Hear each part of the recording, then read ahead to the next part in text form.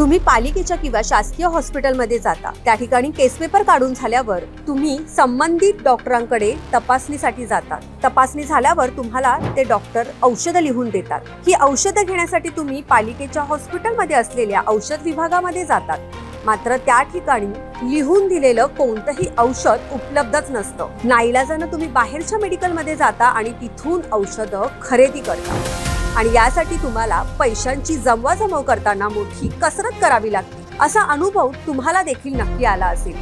कारण महाराष्ट्रातच नाही तर देशभरामधल्या गरीब रुग्णांना असे अनुभव पालिकेच्या किंवा शासकीय हॉस्पिटलमध्ये आलेले आहेत. गरीब रुग्णांना खरं तर मोठ्या हॉस्पिटलमध्ये जायला परवडत नाही.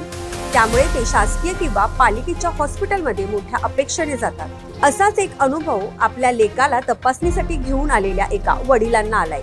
वडिलांना नियमाप्रमाणे केस पेपर काढला. ओपीडीचे चार्जेस 20 रुपये शुल्क हे सुद्धा त्यांनी भरले.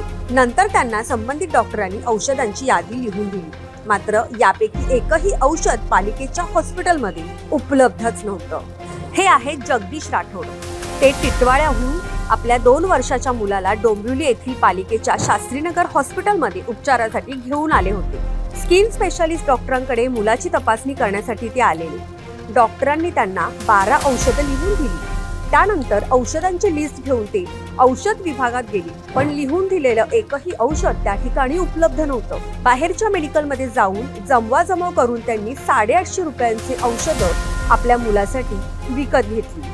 मॅडम, आम्ही टिटवाळ्यावरून आलो होतो. इथे स्किन स्पेशलिस्ट डॉक्टर आहे तिथे, म्हणून मित्राने सांगितले की जा तिथे व्यवस्थित आहे. तर इथे आलो मॅडम. PDMCचं हॉस्पिटल आहे शास्त्रीनगरला.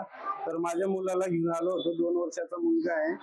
स्किन स्पेशलिस्टकडे गेलो तर तिथले डॉक्टर मला मेडिसिन लिहून दिलेत. तर मी खाली मेडिसिन विभागात आलो तर तिथे ह्या 12 औषधांपैकी एक पण औषध हे आपल्या KDMCच्या हॉस्पिटलपाशी अवेलेबल नाही. तसेच मी महापौर मॅडमांना फोन केला. महापौर मॅडम गेले की डीन सरांना भेटा तिथे.